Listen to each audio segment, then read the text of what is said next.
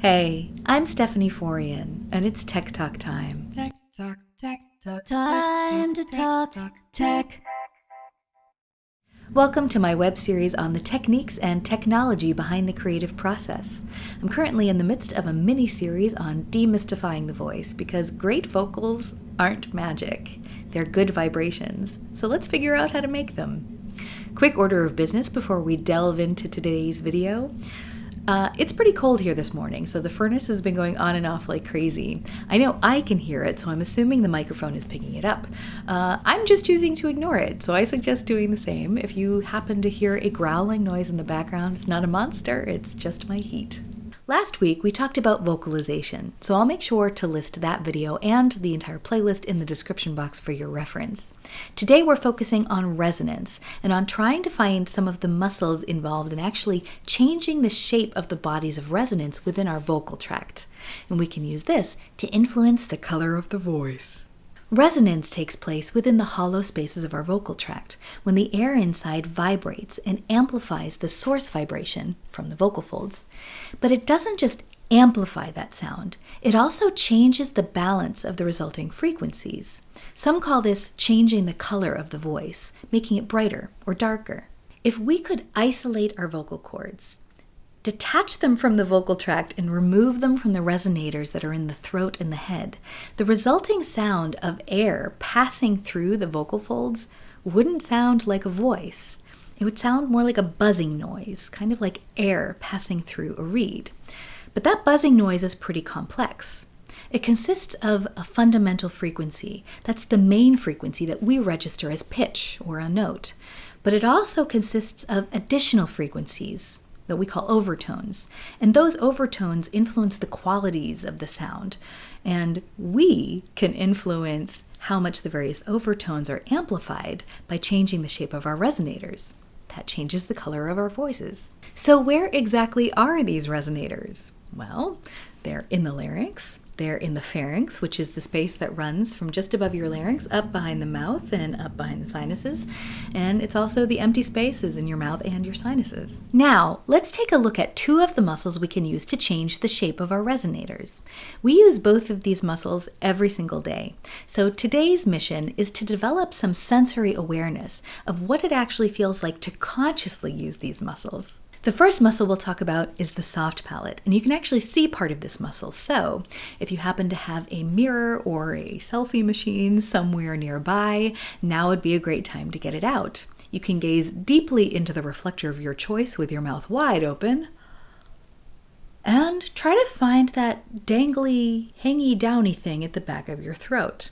That hangy downy thing is technically called the uvula, and it's part of your soft palate. The next task is to discover what it feels like to move the soft palate. We're going to do this with an extremely technical and highly refined exercise. I call it the little piggy, and it goes like this.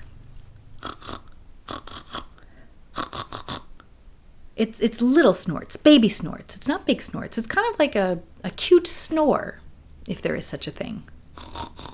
And try to see if you can feel a wiggle-jiggle sensation at the back of your throat or the upper back of your mouth. If you can feel that wiggle-jiggle sensation, that is your soft palate moving. But in this exercise, we're moving it passively. We're using suction to move it. In the next exercise, we're going to activate that muscle. So it's going to be an active movement. And this is also a highly technical exercise called yawning. So imagine a lion out on the savannah, ready for a nap, stretching out, with a huge yawn. Oh, yeah. Now, when you're yawning, try to feel tension in that same wiggle-jiggle space that you experienced in the piggy exercise. Can you feel the kind of tension at the back of your throat when you're yawning as your soft palate rises? That's what we want to become aware of, because this muscle is so useful when we're singing. So it's something you really want to train, and yawning is a great way to do it. So, as a side note, vocal lessons are probably the only lessons where your teacher will welcome a gaping yawn. So take advantage of it. If you've mastered yawning, then you might want to try something I called a controlled yawn. And that is exhaling on a note somewhere in the middle of your range, not too high, not too low, on ooh. And while you do that, you turn your yawn on and off. So you raise and you lower your soft palate. I'm going to do the exercise for you now so you can kind of see what it looks and sounds like. And as I raise my soft palate, I'm going to do this with my hand. And as I lower it, I'm going to do this with my hand so that you can kind of see what's going on inside my mouth as I'm doing this exercise, and you can associate the movement with the quality of sound. So it's going to go like this.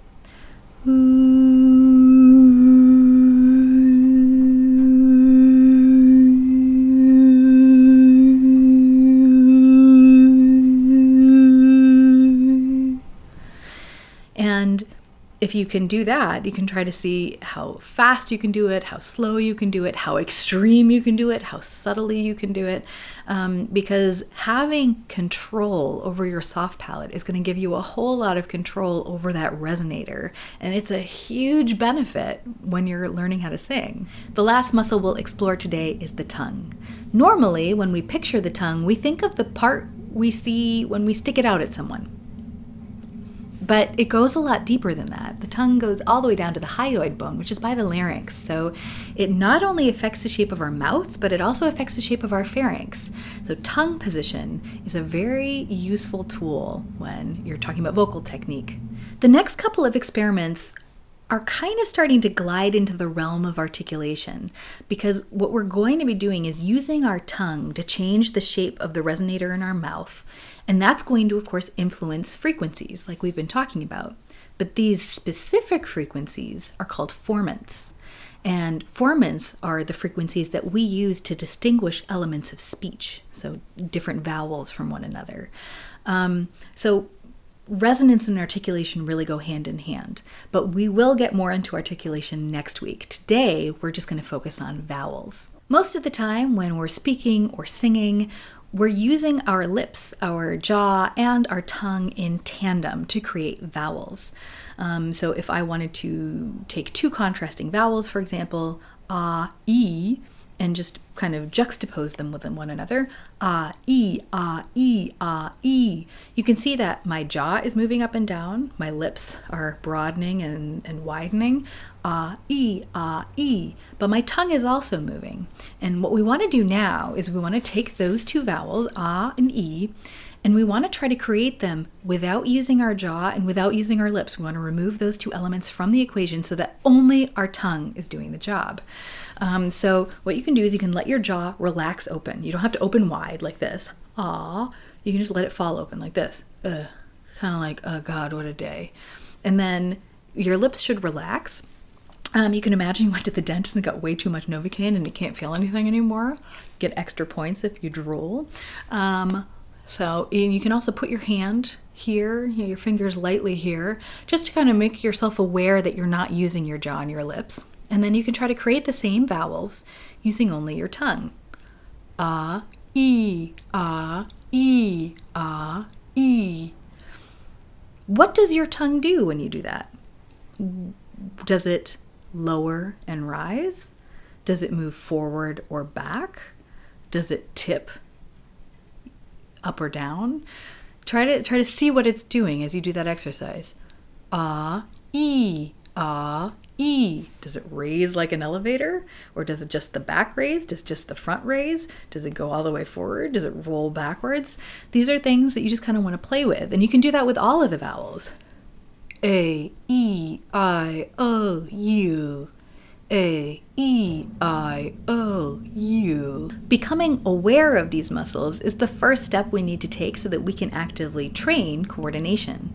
Because once we can manipulate our muscles with precision, we can choose the quality of sound we want to create. If you have any questions about what I talked about today, feel free to ask me in the comments. If you liked this video or found it helpful in any way, make sure you give it a thumbs up because that will help people with similar interests also find this video. Plus, it helps my channel grow. And of course, feel free to subscribe. Every week I'm uploading content, and next week I'll be talking about articulation. I'd love to see you again. Thanks so much for choosing to spend some of your time with me today. Hope you have a wonderful week and that I'll see you again soon for some more Tech Talk time. Yum,